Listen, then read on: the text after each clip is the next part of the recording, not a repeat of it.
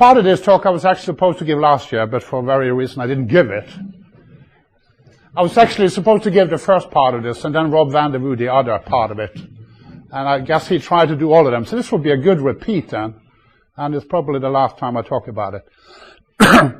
And this is work we did 1.5 years ago, really. We haven't done anything new. But really see how we can link, by using absolute reconstruction, by reconstruction, large igneous provinces and kimberlite absolute in the sense on the surface. And then see if we can connect that something with a deep mantle, and particularly these large, low shear velocity provinces. And looking at the time scale, it can tell you these mantle reservoirs, how long they've been there. So that's some sort of a game which me and Rob Vanderwoo was playing. He gave a number of talk on the last part of it. And so I'll, now.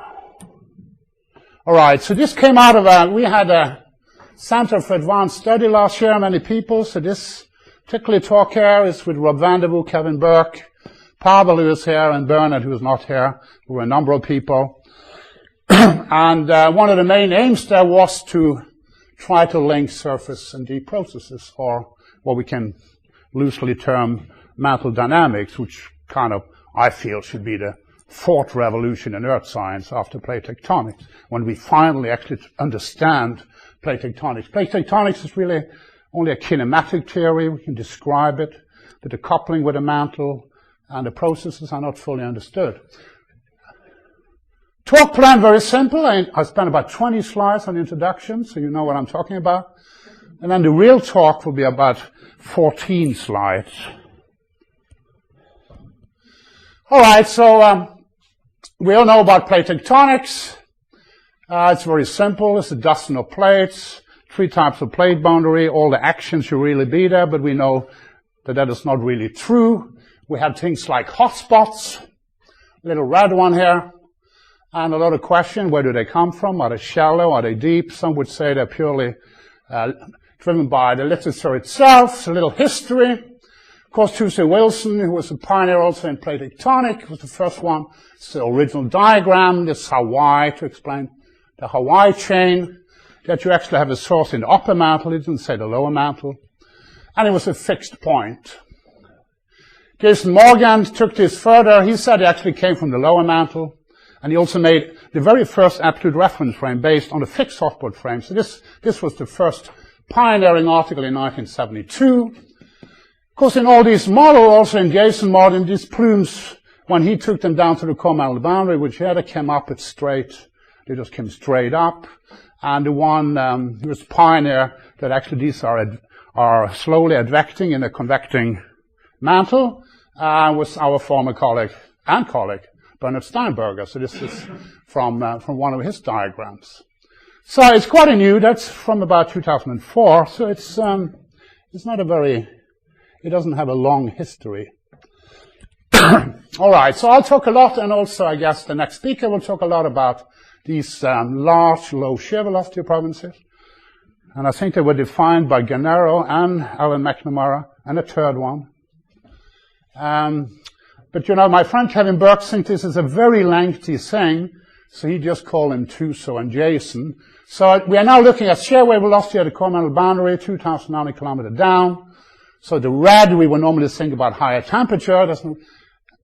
And the anomalies here go down to about -3, and you can see that 2 of them, one beneath Africa, so we have Africa, one beneath Pacific. They're almost perfectly antipodal. The center of mass is almost equatorial. And I will use this to, and one of the things which interested me and also Kevin Burke, to look at every tomography model in the lower mantle, basically every S-wave model, they all look the same. There's no discussion. This is what the lower mantle look like, I think. The question is, how long have they been there? So that's kind of the issue I've been involved in. And there is, before I go on, there are two kind of main models for plumes, what you can call the plume models. Is the French version with Courtiers. So you can see Courtiers version is on this side, and you can imagine this would kind of be the low velocity sound now, and here's the antipodal one. And they kind of portray that a lot of these hotspots in this case, maybe a lot of igneous provinces, are directly related to this reservoir. But do notice which will be a big difference from what I will show you, they show them on top of these reservoirs in the lower mantle. And there are also different other types. So this is a plume model. Then you have the plate model by Don Anderson and also Gillian Folger. It's a big promoter of this.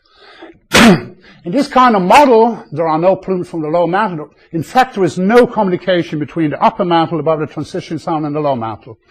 So when I show these S-wave tomography from the core-mantle boundary, you shouldn't find any correlation with surface in these kind of model, because there is no communication. There is no slabs going through the transition zone.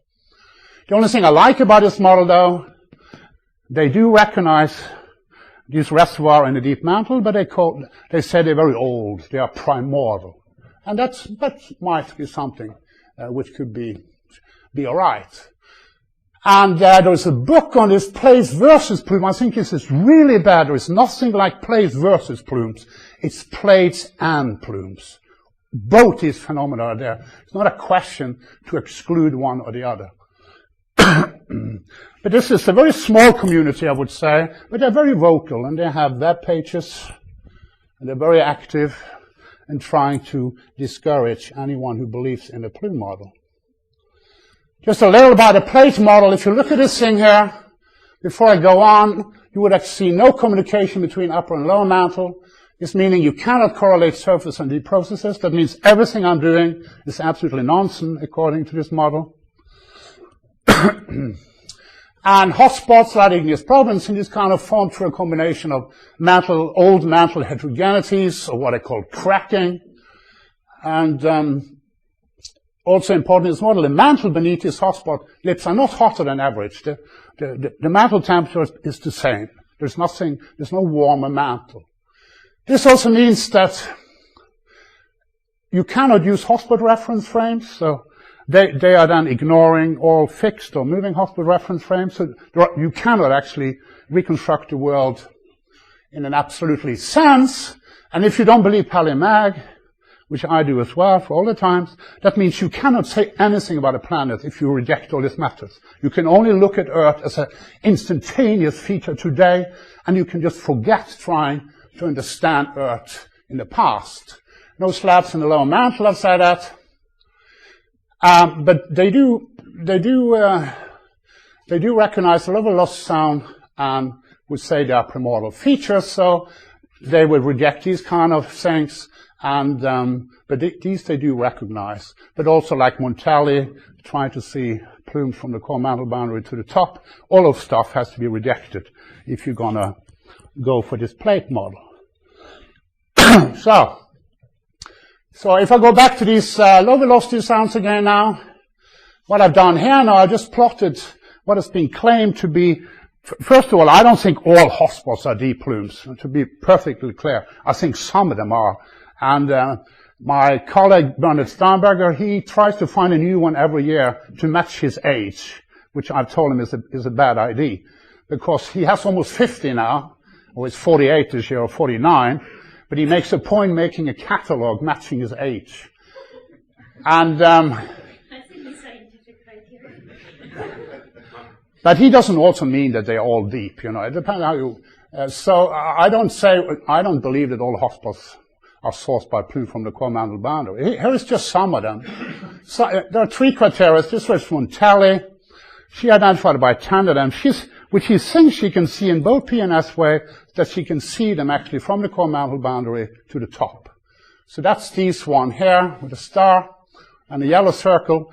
Courtier had some other criteria. He would say, if I have a hotspot, let's say like Reunion, which is sitting down here now, and it actually started with a large igneous province, which is actually the Deccan beneath the symbol here.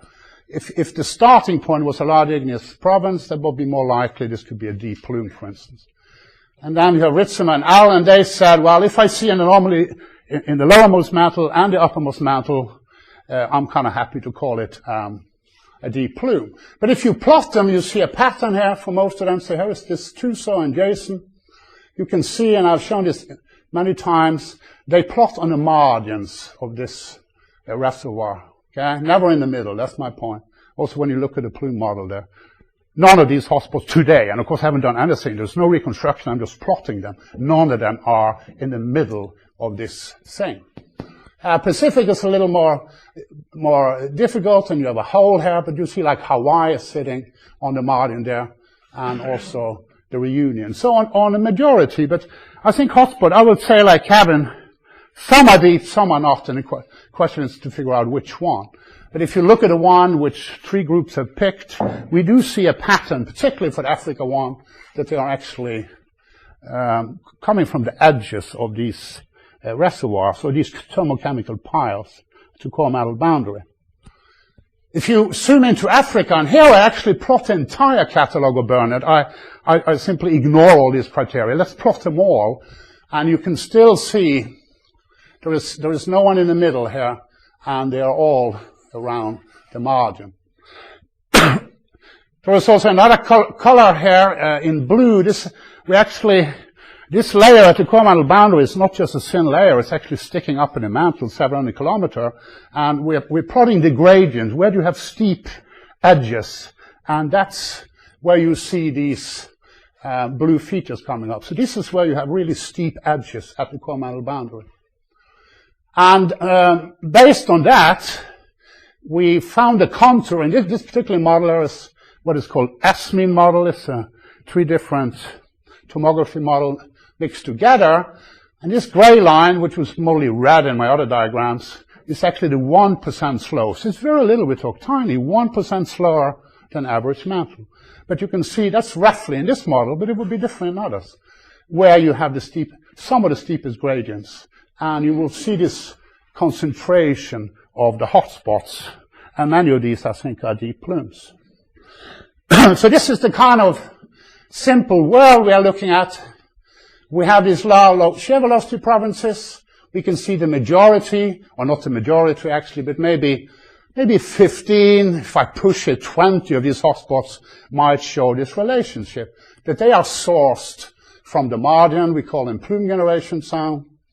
And they can explain things like Hawaii, and also Reunion, which has been active for 65 million years. So I put on there 20 hotspots, might be sourced from the plume generation zone, but probably 50% or more are probably not related to deep processes. Other people have looked at this as well, so that's not particularly new.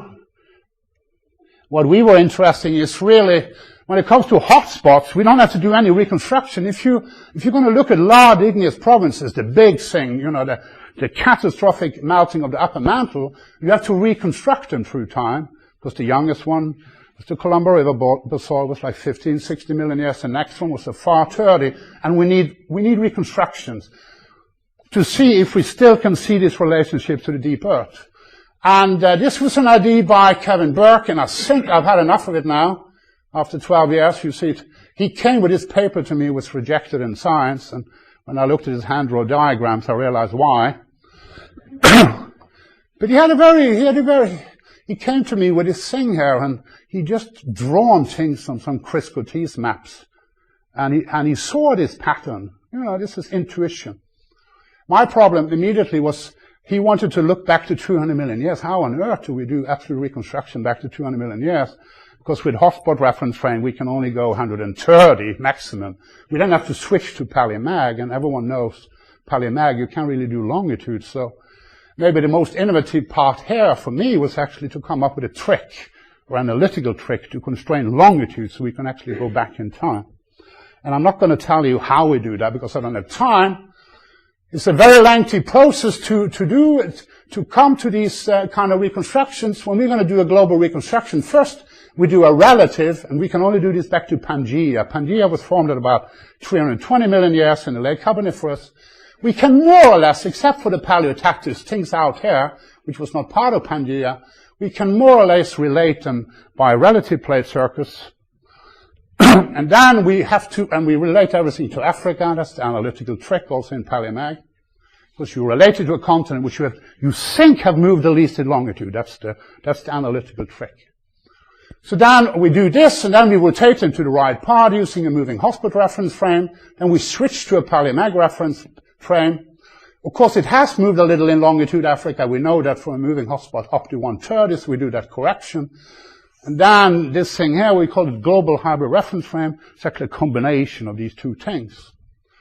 Then we have to make, which we were very worried about, because if you're going to relate surface from Palaeogeography to the deep Earth, it's not only continental drift, but there's also variation in the spin axis, and you must get that spin axis correction right. We thought, but it turned out to be less of a problem. So it turned out the true polar wander, luckily, it's not like the spin axis is going one way all the time, but it's actually oscillating.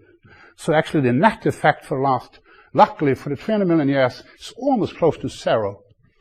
But you have to correct for that, and then we end up with this hybrid true, and then we can go even further and try to match this with seismic tomography of slabs. But anyway, this is more or less, remember Wegener, this was done in January 100 years ago. So it kind of shows it took us a long time.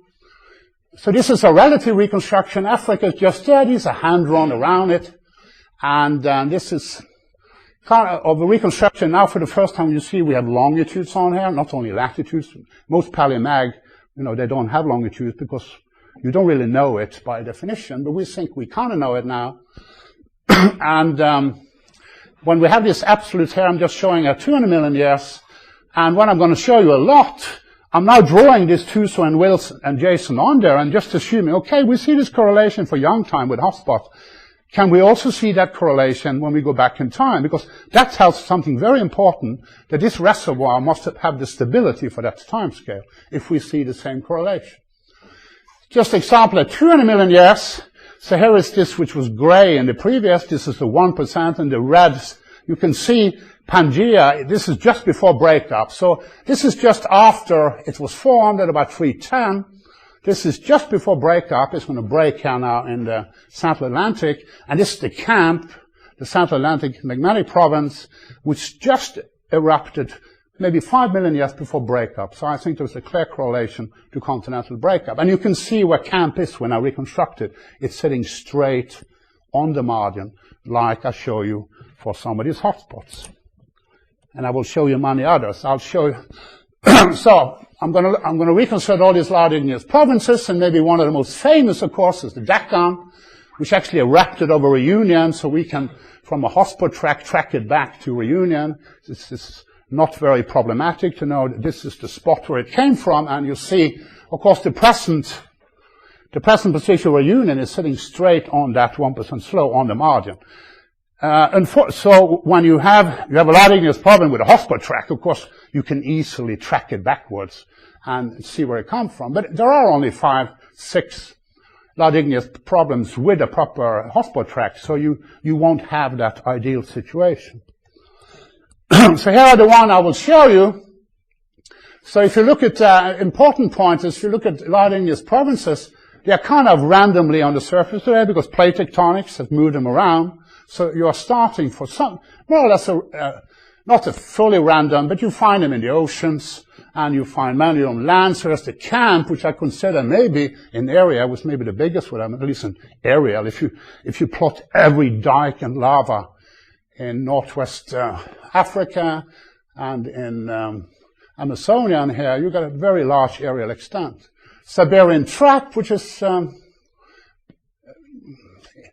interesting. And on Tongjava, here's the Deccan, here's the Far. The smallest one I plot here is the Columbia River basalt. It's very interesting how you define a large igneous province. When that was defined, there was a minimum area, and that was, I think, was 0.1 or 0.15 million square meter. And this was done by Coffin and Eldholm. And I have a feeling, since Coffin is American, that was the only way to squeeze the Columbia River basalt in, because that's tiny. It's about 0.1. These big ones, they are 5 to 10 million square meter. And you will see later, this turns out to be a big anomaly in my analysis, this tiny little thing in North America. But they're kind of randomly moved around. So this is just an example how I reconstruct them. The oldest one I'm using is I call it the Skagerrak centered lip. It's actually in Europe, so we thought the center was somewhere in the Skagerrak here, and I'll show you. So what we do first, we try to estimate. It's not always easy to estimate where was the actual eruption center. That's much easier in the old one, in the Precambrian one, because you have eroded away all the basalt, and you can look into the plumbing system of the dikes. But this is what we do. We estimate where it was, and then we reconstruct it, and in this case, and now I keep my lower mantle tomography fixed. This is where it will be, and again, not surprisingly, it's also on the margin. But I'm just putting out, there is a warning here that when a plume comes, it might not necessarily burn straight through a thick, for instance, continental lithosphere, but it will find its way to an old rift, to an ongoing rift. And if you're also close to a spreading ridge, you can have an interaction. So you have uncertainty where it actually hits the surface. That's my point. So maybe that's the kind of precision I'm talking about, maybe around 500 kilometer in location. So there is this, so we are sitting in Kongsberg here now, so I strongly believe we are very close to a large igneous province, and the Oslo Rift is part of it. You can see dikes propagating into Sweden, all the way into the county of Durham, and for those, maybe someone understand why I'm saying county of Durham. That's where Gillian Folger lives. She lives on the Windsill, which I think is a plume from the core-mantle boundary. One criteria also for lips that the bulk of the basaltic magmatism was rapid, and in the Oslo Rift, for instance, and other area, that was not the case 20 years ago, because there was a lot of old potassium argonates, would be in strontium, which showed a huge spread. If you look at Fernando Corfu's work, for instance, in the Oslo Rift now, you see all of them getting very close to 300. Most of these numbers. So a good average here is about 297 for this. So it was quite rapid. And you saw it propagated. It's more than 1,000 kilometers. It propagated into the county of Durham. So if you now take all those, so I was talking about this clip here, 297. I'll show you, for instance, the Dakar when you reconstruct it, get very close to reunion. There's the camp sitting along the margin here. But you see, many of these are the Karoo, Perennet, and Dakar.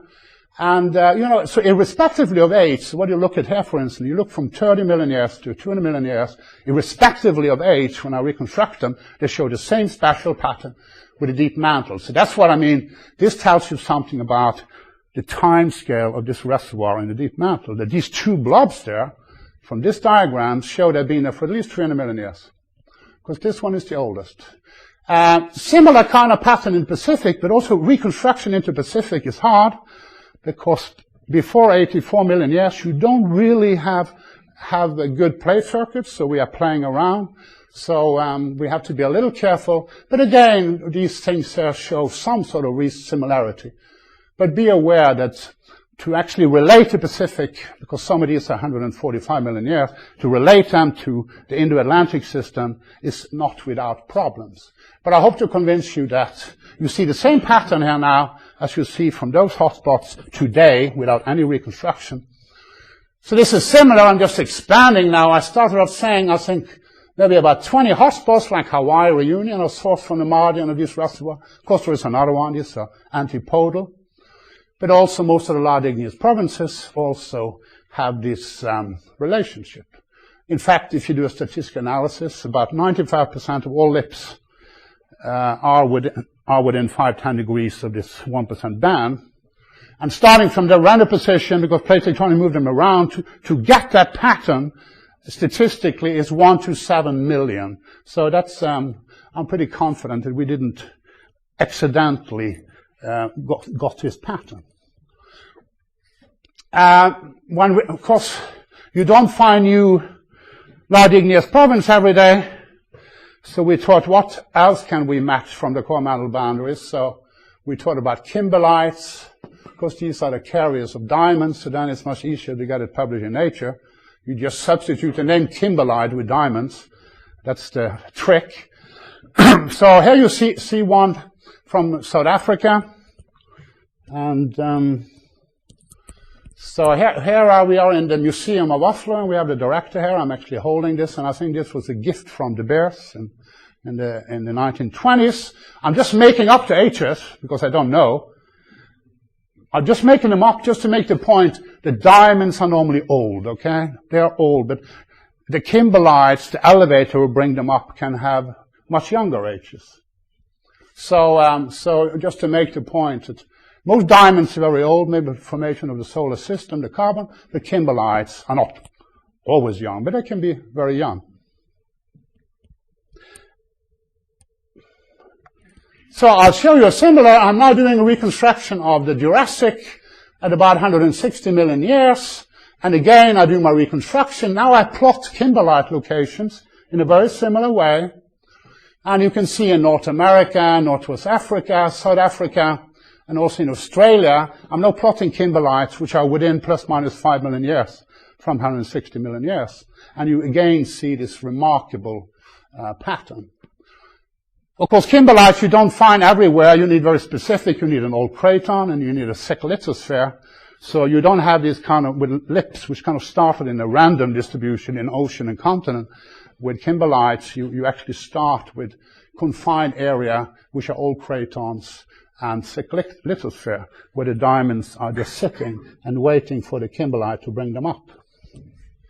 It's another example at 130 million years. And so here you see Kimberlites in white. We have some Kimberlites here, also in North America. At this time, we also have a large igneous province, the Perenna Tendeca, which actually at about 134 million years. But again, I have 3 minutes, and I'm going to run out badly. But again, you see this kind of pattern. So I'm talking too slowly. So again, take almost very easily deep mantle explain distribution of many hotspots. I say many. Most lips Kimberlites erupted in the past 20 million years. And I'm still in my introduction, unfortunately. Because now I'm coming to what can we use this for? Can we use this pattern before Pangea? Because I told you we have relative fits and we're using this trick that we think Africa is quite stable in longitude. We relate it. But before Pangea, we're kind of in a trouble. So can we use this pattern, a very simple degree 2 Earth, 2 upwelling, 2 downwelling, and lips and Kimberlites are sourced from the margins. So this is the way forward, I think, to do reconstruction. I take this one out. So how to test before, we call it now the plume generation sound. If we have this kind of pattern, I'll give you an example here. We have South China, for instance, the Emishan, 258 million years. It was never part of Pangea. It was sitting somewhere out in the Palaeogeography. But it does have a large igneous province, Emishan. From Palaemag, we can position a latitude and a rotation. And what we can do, we can drag South China. Normally people kind of put it here. We have no idea really. But you can push it until you're at eruption. It's actually sitting on a margin, like the pattern we see for about 20 million years. Of course, you have many options. I put it there, and you can say, why didn't I put it there? But then you can use various plate tectonic arguments. From 258, South China is going to collide with Asia at a certain point, and by looking at the time and the plate speeds, you get some sort of idea where you should put it. And we do have a number of Paleozoic Kimberlites. Now we're going before Pangea, not as many as we have from Pangea and onwards. And I'm going to use these now, trying to calibrate the Earth. So here's an example. 505 million years ago, we're looking at the South Pole. Here's Gondwana. We have Kimberlites now in South Africa.